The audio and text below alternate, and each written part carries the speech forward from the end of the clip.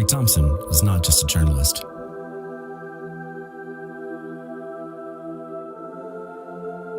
He was a beacon of truth in a world often shrouded in misinformation.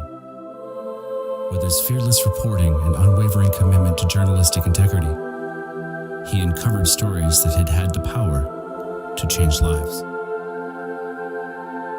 Rick's words were not just ink on paper. They were catalysts for change, inspiring countless others to seek the truth and demand justice. His career was a testament to the power of principled journalism, where even in disagreement, he never wavered from his pursuit of the truth. He challenged norms, sparked conversations, and inspired change. May we honor his memory by carrying forward the torch of dedication, conviction, and the pursuit of a better world. Thank you, Rick, for your lifelong commitment to your passions and your challenging us all to think, reflect, and act. In his memory, let us continue the fight for truth, justice, and the freedom to choose. Let us honor Rick Thompson by carrying forward his torch of inspiration and making the whole world a better place, just as he thought and did throughout his remarkable life. Bless every single one of you. Give yourselves a round of applause right now. Every one of you that took the time to come here in the middle of a work day, thank you from the bottom of my heart and from the bottom of everybody's heart. But here's the important thing. It has to be more than just one day. It has to be a continuing commitment to our cause. That means writing letters when we give you addresses to write letters to. That means making phone calls when we tell you we need you to make phone calls. It sometimes means showing up to this building behind us when we need your testimony. When it's going to make a difference for veterans to show up, Anton Harb will fucking be there. When it takes time for moms to show up to talk about what happened to their children and why they need medicine, Ida Lee Pearl will be here. The people who stand up for their community will show up. We need the rest of you to show up as well. Be the change. Say it with me. Be the change. Be the change. Be the change. Now listen, everybody can have an idea. Everybody can put out a proposal if they wish to. You can get Legislative Services Bureau to draft almost any bill you want. The fact is, if you read this bill, it doesn't seem like it was written by people who have an understanding of the cannabis industry. If you take caregivers who have been used to growing 5 patients worth of plants for 12 years and magically tell them they have to give up 80% of their crop, are they going to do it? No, they're not going to do it. So what you've done is you've made a bad law that turns innocent citizens into accidental criminals. Is that right? No! Can we let people do that to us? No! Are we going to stand up for ourselves? No! This is how we stand up for ourselves. Every single person here represents 1,000 Michigan citizens who would love to be here but can't because it's the middle of a workday, because they have child care issues, because they're involved in a job. There are lots of reasons why the people that love what we're doing couldn't be here today. What we need to do is carry our message forward. We need to take it back to our individual communities. We need to be active where we live. We need to make sure people who couldn't show up today get a first-hand account from you exactly what went down. Who spoke?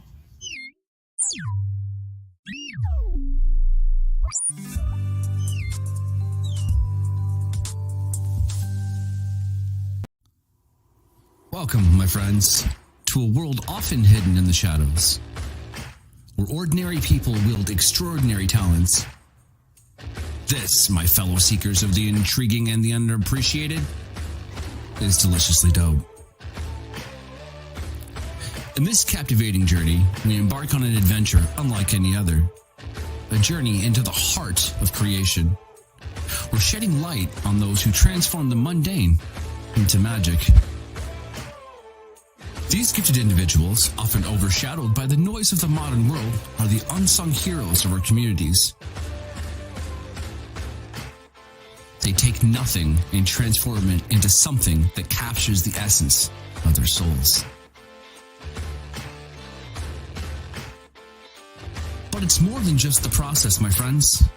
Deliciously Dope is about uncovering the essence of passion, the spark that ignites their drive to create, the hurdles they overcome, and the sheer joy that keeps them going against all odds. So come with me as we peel back the layers of their artistry, the alchemy of their craft. We'll explore the how and the why, diving headfirst into the almighty question, what does it take to make something from nothing? Buckle up, my friends, as we travel the path of these remarkable individuals, learning not just about their art, but also about ourselves, our potential, our dreams, and our ability to find beauty in the overlooked. Prepare to be amazed, prepare to be inspired, and above all, prepare to witness the enchantment of the unspoken talents. The deliciously dope creators who remind us that the magic is often found in the hands of those who dare to create something from nothing. And this is Deliciously Dope. Stay curious, my friends. Strange Matter Coffee is more than just a place to get your caffeine fix. It's a labor of love, a temple of craftsmanship, and a testament to the spirit of Lansing. Strange Matter Coffee, where the love for coffee and community collide.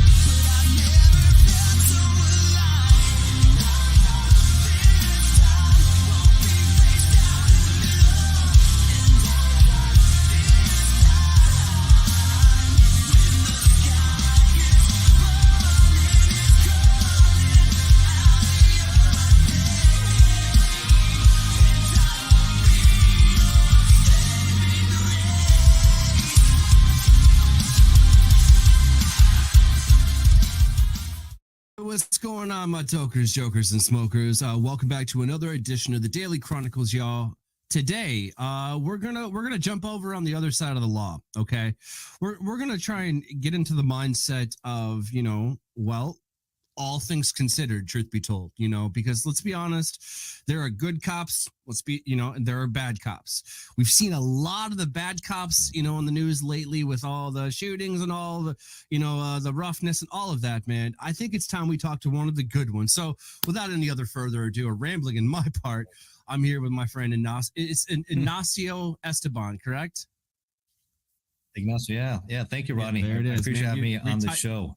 Absolutely. We message each other, so I look forward to this conversation.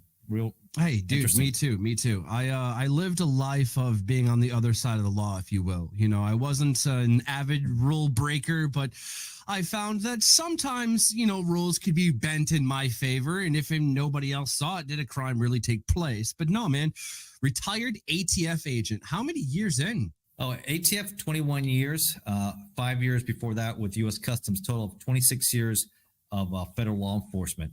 You can see the poster behind me. It's called ATF Undercover. It's the book, the title for my book, the picture there. I almost call it the accidental agent because I got into law enforcement pretty much. I was actually going to go to law school up in Lansing, Michigan, actually. Oh, no shit. And I had already been in, I had already been in school and I had a bachelor's in political science and history. And I wasn't even thinking about going to law. I always thought, I grew up watching Miami Vice, right? I think we all saw Miami Vice, Don Johnson, the Ferraris and all that. And I grew up in Miami. Being a Miami guy, I said, man, this is pretty cool stuff, man. Maybe back in my head, I had ideas, said, I wouldn't mind doing that. I never thought I would live that life, to be honest with you. Right. And I don't look and sound anything like this. You probably seen my pictures online and my other shows. and stuff. I had a really big beard, had really long hair, right? My English broken, and I sound like I just came from Cuba, right? So I fit the role almost like a Tony Montana type, but I took it to a different level. And I became really good at it. And I did a lot of cases with ATF, with repeat violent offenders, gang members, armed drug dealers, international firearms traffickers, domestic firearms traffickers, armed home invaders who are looking to rip off stash houses, right? Very dangerous cases where I'm there dealing with these guys, and the crews are actually looking to do a lick, right? To do a rip of these kind of places. And then I did a murder for hire cases, all kind of investigations. It's a pretty cool read. If you have a chance to take a look at it, ATF Undercover, and it's an Audible too. So if you're not a big reader, you're a big listener, you got 2 hours. I think it's a cool listen. And I got another one coming out hopefully in a week. The most dangerous crime syndicates of our time. That's going to be about 7-hour listen. That's a 7-hour listen right there. And that's the combination of me researching and studying all the different crime syndicates between the Italian mafia. If you like the mafia, I've got books on the mafia, one percenters, the biker groups. I know up there in Michigan, a lot of people are fascinated with the outlaws, the Hells Angels, the pagans, the banditos, the vagos, the Mongols. I talk about those guys also. I talk about prison gangs, street gangs. You got MS-13 all over the country, Mara Salvatrucha, who are very dangerous. So fascinating. If you like that kind of stuff, I talk about this stuff. I live this stuff. So I add to it right there. And now I have written 76 books and counting. And because of our conversation and dealing with Tim McBride, which I did a show, shout out to him and Bill Stacks. What's up, Tim? What's up, Tim? I did a few months ago. Yeah, Tim. Shout out to Tim. And I message him every so often also. I think he likes my work, and I enjoy conversation. This is an interesting topic where I'm glad I'm here. We can kind of educate, talk about things where pros and cons, and where I think it should go, especially with the legalization of marijuana. And especially for medical use and other things, and recreational. Especially, I live in Virginia, and it's been legalized for both, but federally, different story. Right, yeah, it's an absolutely different story, and it's I don't agree with the way that it was rescheduled. That's just deschedule it. Like, just if you can move it on the list. Very simply put, this is without diving into it, because I don't want to get into the politics and all of that, because it's already frustrating enough, right? But if you can move it from one list to another, you can take it off a list. I mean, it's that simple. It's the same thing, sure. And right now it's a Schedule 1. 100%. Schedule 1 substance. It's up there with the most dangerous drugs in America. It's listen. And I'm sorry, but smoking my weed right here because of whatever issues I've got, everyone knows. We're not going to go through it. It's not about me, but I'm not doing heroin. I'm not smoking meth. Like I can actually function better, and so I just and so people know I'm not a smoker myself. Right. I don't get high and I don't do stuff like that, but I'm talking about the perspective from a guy 26 years in law enforcement, while a lot of people feel like decriminalization of marijuana for the court system, because of we have more things to worry about. Obviously, violent offenders, cases I worked, people who are, a lot of times you see a lot of the violence associated with the cocaine, the heroin, and other more dangerous drugs. Now, not saying that I didn't see people armed during grow houses, right? Sometimes heavy traffickers, but not for personal use, right? No, that's. I think we should alleviate the court system for personal use. Other things, now, because I view alcohol, right? People that's legal, right? Right. And a lot of people think you see more overdoses in alcohol. Exactly. You see more alcoholics and weed and all that. So, and that's legal in this country. And you have people driving drunk and killing people all the time. And I wanted to kind of circle back to that a little bit. Like, given your extensive law enforcement background,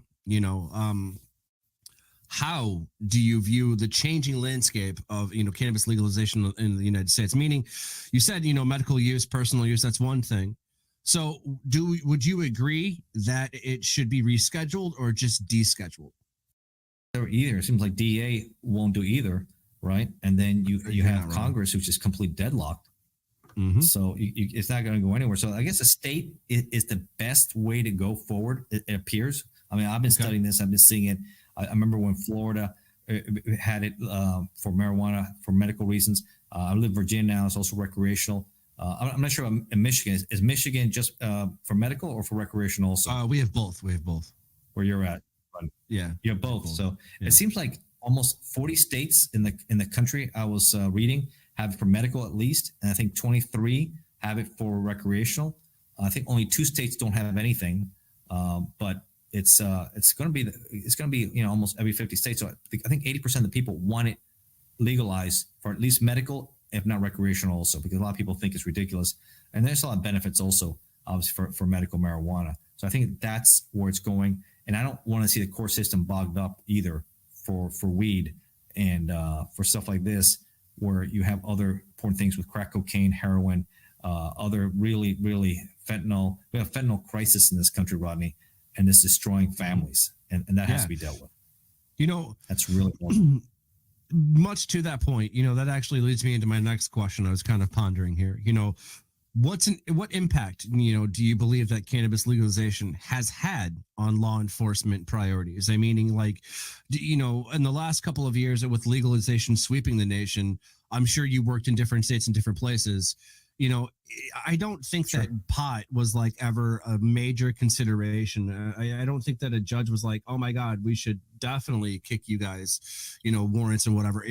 You're not prioritizing that. And that's something that I want to point out, but I got to get it from the officer's perspective. So like, during your career, was pot really like a big target for you guys, or were you just more worried about the fentanyl, the crack, and all of the other things? I never came across a guy who was, unless it was a grow house, right? Mm-hmm. Where they have it, they're in their house, they're growing up. Most people we came across were trafficking in cocaine, heroin, like hardcore crack, shit, right? Pills, right? That more hardcore stuff, and they're armed. Now if we have a guy who's sometimes doing both, okay, then that's different. Or they're involved in other activities, that's different. But just for a guy who's smoking some personal, pot or whatever, it wasn't a priority for ATF on the federal level, because we have other, we have a lot of deal with repeat violent offenders, right? Violent gang members. ATF deals with the worst of the worst. Okay. The recidivists, yes, the ones who are they just don't, they cannot get rehabilitated. No matter what happens, they come out worse. They're the kind of guy who's in jail, in prison, who's thinking about the next flick, who's thinking about the next hit, who just cannot get out of their system. This is what they are. This is their DNA. No matter what happens, they're coming back out. And maybe it's a gang culture. And in prison, the gang culture rules. Big gang problem. I read one of my books there, how the Italian mafia and the one percenters are nothing what they used to be. But the street gangs and cartels are flourishing in this country and around the world for a reason. With the violence, right? The amount of drugs that are coming out, and the amount of corruption that's in Latin America with a lot of these governments. They're just flourishing here, and the gangs are growing. So we have a big problem with MS-13. We have a big problem with the Bloods, the Crips, Hispanic gangs, Black. They're just festering all over, and it's hard to get a grip of it. And that's what ATF was doing in a lot of cases. That's what I did a lot of. Gang case, hardcore. That's what you want to see off the street. Those are the people that MS-13, for example, Mana Salvatrucha, it was Salvadorian. They came from Salvador, immigrants in here in the United States that became hardcore, right? And a lot of them just killed because they're bloodthirsty. Sometimes it's not about, for the mafia, there's a reason why you kill somebody, right? About business or something. Sometimes it's about, hey, I need a body count. There's a couple right there. I want to kill them because we can, and we're going to do horrific things to them. And you see that a lot of some of these street gangs. It's really horrible. That's the kind of people you need off the street. Yeah, I mean, they don't sound like pleasant people. So, I mean, truth be told. So Tom, talk about people who's using a personal use of weed. No, I don't. We don't have time for that. Yeah, exactly. Like, you're worried about. Okay, there's a lot of people that, like for myself, I really haven't had very good run-ins with most police officers. Let's be honest, because, and this isn't, obviously this doesn't involve you, but I always seem to fit a description per se, tattooed, pierced, chip on the shoulder that has been added to my dossier, if you will. But that's not the truth, man. The truth is I'm just a dude trying to fucking make it. Like, I'm just trying to go to work, man. Okay, if I was doing 10 over the speed limit, which I'm not going to say, I plead the fifth there, but then write me a ticket for that. I could get fired for, being 5 minutes late at my job, because that's how like cutthroat my cooking industry was, and truth be told, cops aren't worried about if you're selling your buddy a dime, but they don't give a shit, Now, if you were selling them, rock or anything like that, some heavy shit that, we didn't fuck with. Dangerous, yeah. That's a different story, because now you're killing our families. Sure. Now you're creating a problem for us that we got to deal with. Because real talk, if you sell some hardcore shit to one of my friends, I'm gonna beat the shit out of you. That's not even the fucking. That's the beginning of what I would do. All right, I don't want to convict myself, or incriminate myself here, but my point is, we're on the same side. We don't want violence. Right. Exactly. But at the same time, we're on the same side, because that shit affects our families too. Real talk. Yeah, I think the key to win over legalization, I think this is what we kind of want to, okay, is have to show the people, especially those who are leery, even though 80% want to, is to show that it does more good than harm, right? It is used in moderation, and it's also used to help people come up with a lot of different medical things, from, they have anxiety issue, glaucoma, cancer. There's a lot of things I was reading, high blood pressure, a lot of things it can be good for, as long as it's used in moderation and people don't, do things that's not, well, you're always gonna have people doing that.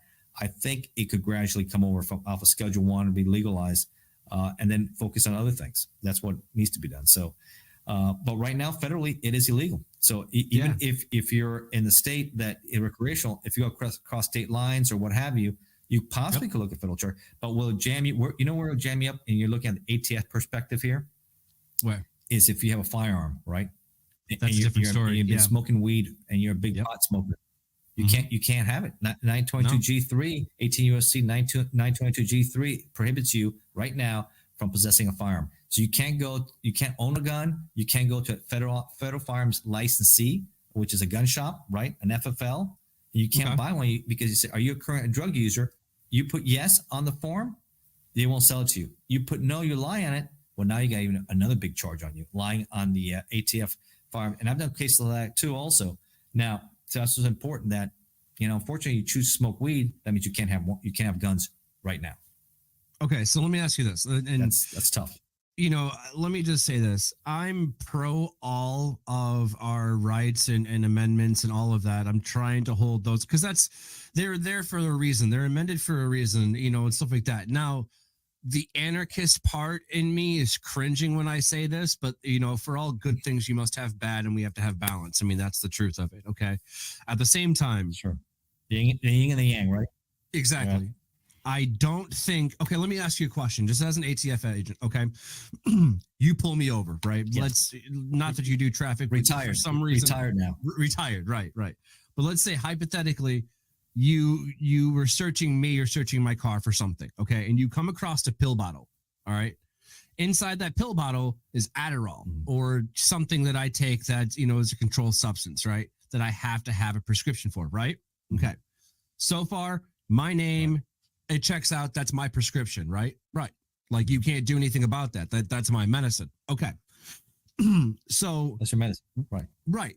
I have to have that. Hell, if I'm arrested, that comes with me, or that's got to come with me to jail if I need it or whatever. Right. You know what I'm saying? That's like a daily script. Right. Exactly. So, but my point is, Adderall, dude, that's more addictive. That's more abused than weed is. You know what I'm saying? However, if you have a prescription for it, then it's okay. You see what I'm saying? Now, my question is this. Right. If I own a firearm, I have a CPL, whatever have you, all right, and you find my weapon on me, and you also find my Adderall, I get away with it because I have a prescription for it. So I can own a firearm if I have a prescription to Adderall, correct? I believe so, yes. Yeah. I come across that scenario a lot. But so what they're going to do, marijuana's a little different. Yeah, exactly. And it shouldn't be. You see what I'm saying? It shouldn't be. Now, here's what I think they're doing. I think that instead of descheduling it like they fucking should have, but we've talked about the DEA there and we've already said that, they're rescheduling it that way, and this is weird. This is I can't believe that I'm saying this, but it's them giving us what we want, okay? Because it's going to solve what you just said. Well, we can't go against a person's amendment to carry a firearm or own a firearm. That's the unfortunate part. Not to mention, that's where it gets hairy with the ATF, like you said, because most people that you've come across that had firearms were, guarding these big grows and stuff like that. They had reasons, if you will. Now, but at the same time, that doesn't make them violent. So if we're looking at that, it's not them we're really worried about. So if we just we reschedule it to have a prescription for it, okay? So if you bust me and I got my med card, yeah, that's a different situation. So then, hypothetically, by law, just in theory here, okay, and you've done political science, that's your background, so that's where we're kind of doing the movements and got to talk it out and work it out in my head. I'm not the professional here, man, but I'm just the guy on the other side looking at this, kind of going, hey, that checks out. Everybody's happy, But anyway, I digress. So if I have a prescription for Adderall, I can own a firearm. Right. If I have a prescription for cannabis, as they're wanting to do federally, I can then technically own a firearm. But right now, that's not the case. It will have to eventually get there. So if you're a person that does and is smoking, right, just be careful. I mean, if something happens, you could look at federal charges. So let me ask you this. this. That's all you want to make people aware of. Yeah. What about and a if you shotgun? lie in the form, that's also another federal charge too. Like, what if you own a shotgun because you hunt? Right. No firearms. No exceptions. No, you see, that's the problem. I don't make the laws. I just right. And you're right. You're right. I just tell you what the consequences are. Right. The consequences are you won't get 10 years, but it says you could get up to 10 years in the federal pen. Yeah. But there's I would rather go after people who are violent, who are a menace to society, exactly, who completely want to destroy. That's what kind of work I did. I'm not the kind of guy. I'm the kind of guy. Let's go after guys who are looking to lick armed home invaders who like to go in the house and take care of those who are who are protecting a load and kill those guys, and they want to take the load from those guys. So those are the kind of people we want to take off the street. Gang members, firearms, international firearms traffickers. There's a lot of cases like that also. And I also talk about the good, the bad, and the ugly of ATF. Yeah. And waste, fraud, and abuse in the agency. It's not just me telling war stories or telling about my cases. It's a lot of stuff in the book, and it's also about my personal life also. I'm hoping, Rodney, you get a chance to listen to it or read the book down the road. I think you'll like the story.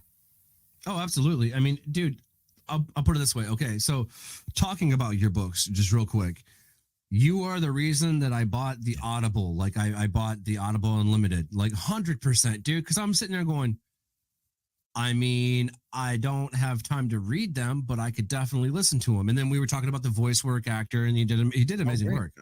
I listened to some of the samples, and so I was like, well, I got a lot to do. Sean Milo. Let me get a shout out to Sean Milo for that. Yeah, I gave him a shout out. He did good work. I like his voice. When I listened to him, I got introduced to him. My shout out to Matt Cox out there. I've done a lot of shows with him also, and he has an interesting show also. And I got one also I do weekly with William Steele. So I might as well give him a shout out to William Steele. So if you like true crime content, you like politics, don't talk too much about weed, but if you like different things, I think you like my perspective. I think, Rodney, hopefully you're a fan of mine too. And you start watching some of my work down the road, and I'll watch some of yours.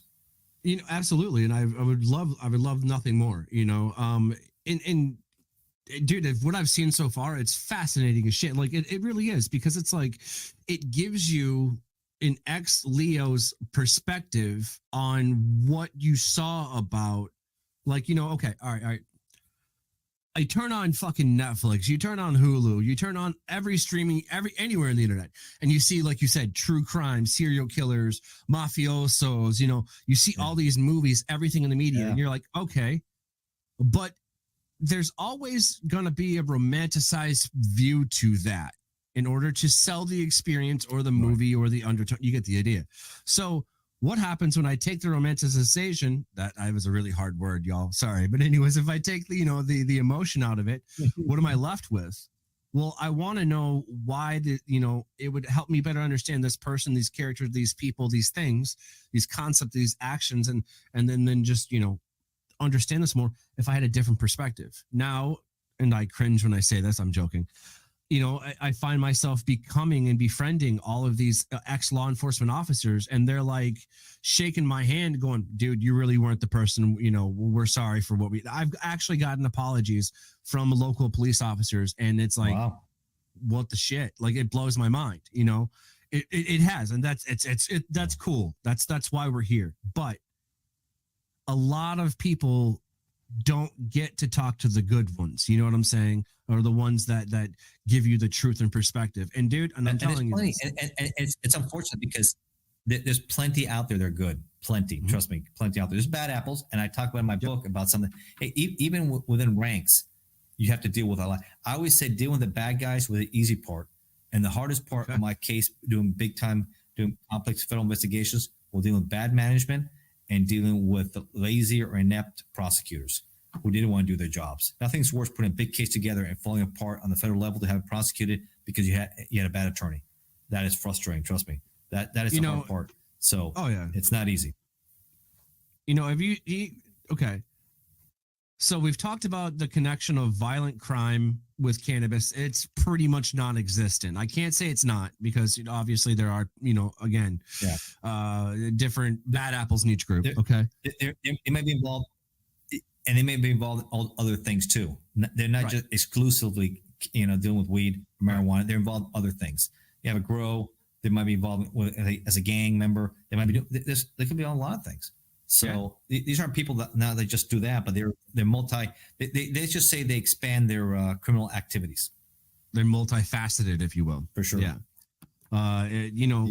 Yeah. And so then, your biggest significant part of the ATF here was going after recidivists, repeat offenders, like people that they're addicted to the grind is what we would say, and that's the problem. So, all right, so in America being a hustle culture, I'm not very far from Detroit. We all think the same way. It's just a fucking grind. Where do you stand? And honestly, man, like you said, there are bad apples in every bunch. But I think that we need to have these conversations. Absolutely. To everybody has a seat at the table, whether you eat or not. Hey, that's on you. And that's the thing. Like, there are good cops. I've had good run-ins with police officers. It's just the bad because of the weed that I have a little cringe for. But that, that's just me, and I wanted remember, federal agents also, we work a lot with the locals, but we're a little different in the sense that we're putting together, we're like detectives, right? On a federal level, and we're putting our case together. So once I get a probable cause, have a grand jury to issue an arrest warrant for you, or you got a judge sign off, if not probable cause, it's a whole different ball of wax than you pulling someone over and seeing what's in there, right? I got a big case on you. By the time I come to get you, I already put it all together on you, right? Now we're going to see if you want to cooperate and play ball. You have more than probable cause. We take the next level. Right. Yeah. Oh, no. The time I bring a case together, it is a slam dunk. I think my conviction rate was over 99.9%. Oh, shit. Right. Oh, you always get a bad jury, a bad prosecutor that messes up. But no, I put a tight case together because, first of all, working with a prosecutor, you can't go forward unless these guys want to get on board. Even if your case is solid, sometimes they're so busy, they still don't want to get on board. It's just like a really different system. So when I get involved, it is that I got you solid. And now it's about for you to cooperate. And if you get stubborn, then the system is going to hammer you. So that's why I say, and most people, Rodney, get on board Team America. They come on board. They want to play because they know what's it. Nobody wants to do, especially if you're looking at serious conspiracy charges or racketeering. You think, look at the mafia. What destroyed the mafia was nobody want to do 20, 30 years for serious racketeering, right? Everybody flipped on everybody. Sammy the Bull flipped on Gotti, right? All these mafiosos flipped on everybody. Nobody. That destroyed the mafia. At the end, that destroyed the mafia. It doesn't work with the gangs so much because these guys are hardened, and they're okay doing 20 years. Some of these guys are so hardened, they'll do 20 years, they come back, and because in prison is part of, you have La M, Mexican mafia. So you've got so many different prison gangs in there. They just become part of that too. It's unfortunate. That's just they grew up in that. That's their lifestyle. I think the mafia, they wanted their kids to do better, and a lot of them became doctors and lawyers, right? They didn't want their kids to be, assassins, killers, right? Right. You talk to these guys. I've seen all these shows. I've been on these shows. They had regrets.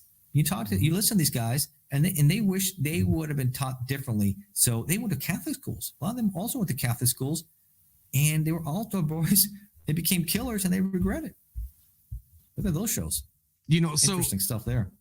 Yeah, and that's one of the things I look forward to in reading your books. That's what hooked me, man. I want to know it from a different perspective. It's again an extreme of emotion that I wasn't privy to beforehand. But from a public safety's perspective, like there's concerns and then benefits and things like that. But what are some of the concerns, and benefits that you've like witnessed in regions where cannabis has been legalized? It's the medical side, I think. People Correct. really find a lot of benefit helping them dealing with, let's say, people who are doing chemo, right? And they lost their appetite. They think, marijuana has helped them open up their appetite so they can eat food, right? People have to suffer from a lot of anxiety issues, right? High blood pressure. It's a host of things I was researching that I didn't realize there was that benefits. And of course, there are different parts of marijuana. The CBD, I think, doesn't give you the high that the THC does, right? And you're more of an expert in this than I am. But it's fascinating just, looking into the different sides, what gives you the high, what doesn't, what they can use for marijuana that doesn't give them high, but yet it gives them the benefit from the plant. So I think those are things to look at. And again, it's not my thing because I've never been a big smoker. I grew up, had asthma growing up. I never got into smoking. I may occasionally smoke a cigar here and there, but that's about it. But if somebody wants to do it, I think we have other things to worry about. And hopefully, like anything else, in moderation. 100%. I'm not saying that people, it's a flower, so you're going to have some allergies to it. But at the same time, no one's ever died from smoking weed. Whereas, the people that you were hunting down with the hardcore shit, people die from that constantly. So if you, exactly. So like, exactly. So if you're kind of doing, some would say God's work, if you will, you know what I'm saying? Like, and helping us make our community safer. Dude, I'm down with that, because that's less of a chance that I'm going to get fucking robbed or shot or something, like that while smoking a fucking joint, walking my dogs down the street. Now, mind you, I'm the scariest thing in my fucking neighborhood, but that's not the point. The point is, what if I choose to walk, one random day? Right? Exactly.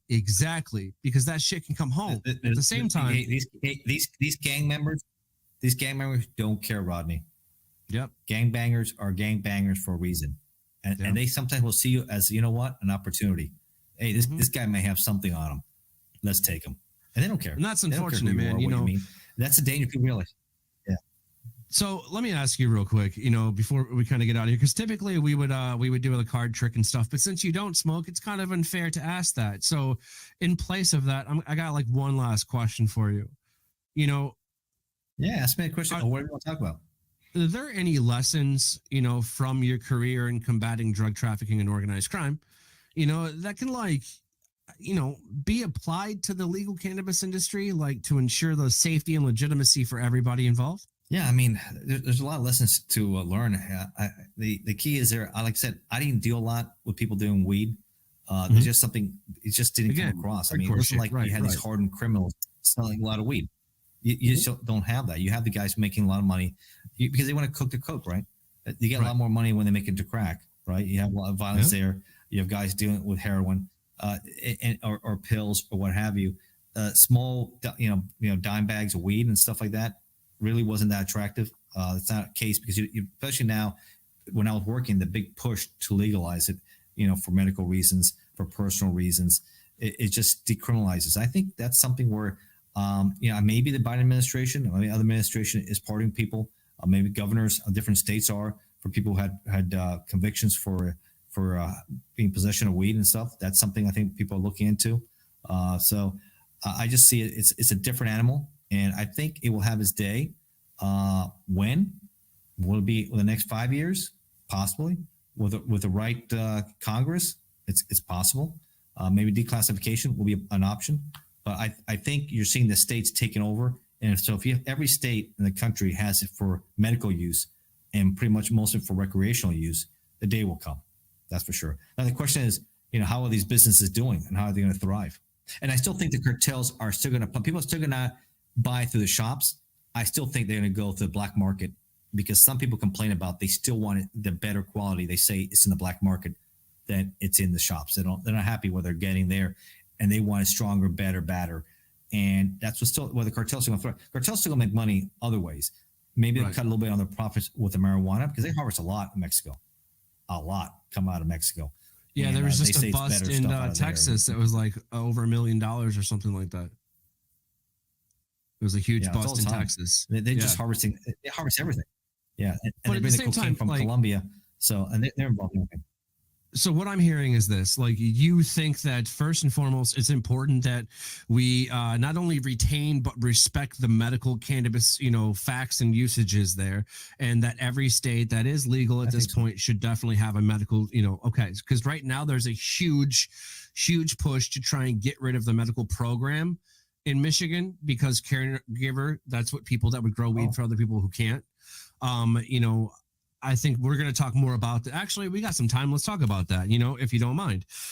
So in Michigan, there's a rally coming up on the 28th. And real quick, rest in peace, Rick Thompson. He died on Monday. He was literally one of the best caregiver activists in the state of Michigan. We have 3 facets of cannabis, he taught me, and this remains true. It's just like 3 lanes of traffic. We have home grow. You can grow it your own at home. You're allowed 12 plants in the state of Michigan. That's a lot. Okay.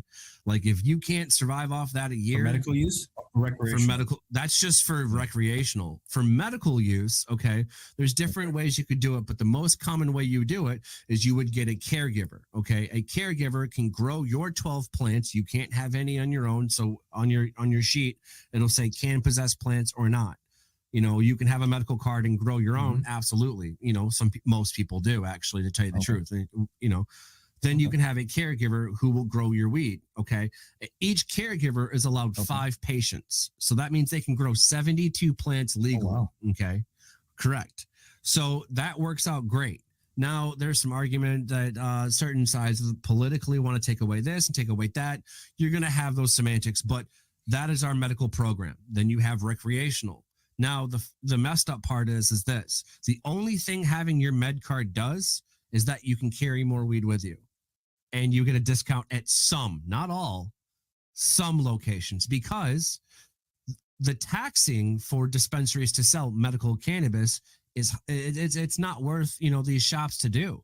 They're like, why should I pay for 2 things when most of my people that come through here just want recreational anyways? You know what I'm saying? So why would I even have a medical? Some medical that do carry medical cannabis, they believe in the caregiver system, and there's a lot of love there. Absolutely. I'm not going to talk like there's not.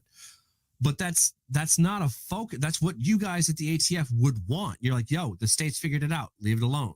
You know what I'm saying? That's what I'm hearing, right? Yeah, that's hopefully the big push there is to see medical grow, because I've seen my research shows that when reading and stuff that there's definitely benefit for it, which is important. And then recreational, I think 80% of Americans think it should be legal anyways. Yeah, right, for recreational use, use exactly. and stuff like that. Nobody wants to see the cartels. And of course, if you're trafficking and thousands of pounds of weed from Mexico, you're coming in and you're that kind of, no, that's going to be a problem. So those are things that recreational with the shops measured, and that way it does get taxed also. Of course, the government, Uncle Sam always wants extra money. So, hey, something else you can tax you on, right? They make it. You look at cigarettes, you look at weed, alcohol, they tax it all. All the vices get taxed. There's no way around it. Here's the thing. Exactly. And I want to point out just real quick, before we get out of here, name something in life that isn't taxed. Even after you die, you're still taxed. There's a stamp tax that local municipalities will charge your, let's say, my life insurance policy, right? When I die, it gets passed on to X, Y, Z, and blah, blah, blah. In order to do that, they will charge you a stamp tax. So you're getting taxed even after you die. Even when I pass my retirement funds or my savings to my children, they have an inheritance. They still got to pay. Everybody pays something. Everybody always going to pay. 2 guarantees in life: death and taxes, forever. Benjamin Franklin. That's been around from the beginning of time. Yeah. Civilized time. You're going to pay taxes. The only thing is you don't want to be busted. Yeah, you don't want to. Hopefully, marijuana will be the days where people don't get thrown in jail for having a personal use. That's what we're trying to get away from, and people can have personally. Now, if you got 50 pounds in your car, or then that's going to be a different situation. I think they're going to say, hey, you're limited. You can't be doing this. This is now you're a trafficker. And now you're not paying your fair share of taxes. And there's other things going on here, right? It's like alcohol. So if that's the case, let's say cigarettes, for example.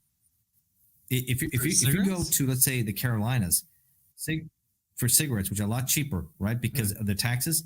Right. And New York City is very expensive, right? Because they have all these different taxes. Man, you can make a lot of money selling to a lot of mom pop stores, right? So people, cigarettes trafficking is a big problem. It's called tobacco diversion, right? They make money. Now, of course, ATF was alcohol, tobacco, firearms, and explosives, right? Right. You have, or nowadays, the small A, the small T for tobacco, the huge F for firearms, and a medium E for explosives. That's my joke there for you guys. But that's how it is. Some people say, man, that sounds like a great party. Let's get that going. I listened to some of your book before we get out of here, and there was a part where you had mentioned that your, I think it was commanding officer or your instructor or something like that, said that you had to earn the special in the special agent. Special agent, yeah, PT instructor. PT That's instructor, what it was. Yeah, Thank you. funny. Yep. Yeah, they had to earn their special. Yeah, my PT instructor. Yeah, we had them ATF medicine balls, a lot of running, Indian drills, and all that stuff. I found out to be pretty funny. And it's insane. In South East Georgia, in Brunswick, Georgia. That's where we had our academy. I was there for customs, and I was there. Yeah, and I mean, when I was part of the customs and the SET team, contraband enforcement team, we had monster seizures, some of the largest in the country in the 90s. I was there in my early 20s. And it wasn't uncommon to be able, through the airport. I'm not talking outside getting smuggled through airplanes, getting drops, and people coming with boats and yanking that. I'm telling you, right there, because the corruption was so rampant at MIA, Miami International, hundreds and thousands of pounds were coming in to get ripped off, longshoremen, ramp workers. That's how corrupt things were, because that was the quickest way to get the product in by plane in the airport. It's in from Medellin, Cali, wherever, in 6 hours, and out the door it goes. That's nuts. That's fucking nuts. And it goes back to what you were saying, like, and they say history repeats itself. When I got a book on Nicolas Maduro, who's an indicted narco terrorist trafficker, right? And will history repeat itself in Venezuela, not far from Panama, in '89, Operation Just Cause, right? Noriega, and yet he ends up doing significant time in Miami. And I want to say, was he released or did he die in Florida? I don't remember that part. But he became born my again dad Christian. didn't follow that part of the story. Officer, I appreciate you sitting down with us. Officer Esteban, y'all. 26 years, in law enforcement, man. I appreciate that. 76 books. That's one hell, of a perspective on life. It's giving me something to look forward to reading, man. But I do appreciate you sitting down with us today. Yeah, and you're writing a book too, right? Yeah. It's not writing a book too, Rodney? Yeah, it's not like taking down like drug lords or anything like that, or like, gangsters. It's just kind of like me navigating, their neural pathways of being a cook and not being able to even afford to eat, while we're making the food. So, just fun stuff like that, a different perspective. I will read that too. Hey, For absolutely. Sure. And by the way, if you're a Kindle Unlimited subscribers, all my books are free for you. So for your KU subscriber, all my books are free. So you look up Ignacio Esteban, you get all those books also. And if you like reading, you can look at Audible and look at ATF Undercover. Thank you, Rodney. Absolutely, man. Well, it was a pleasure. All right, my tokers, my jokers, my smokers. We'll catch you guys on the flip. See you. You see the light before the light becomes your enemy. Here, this is the world.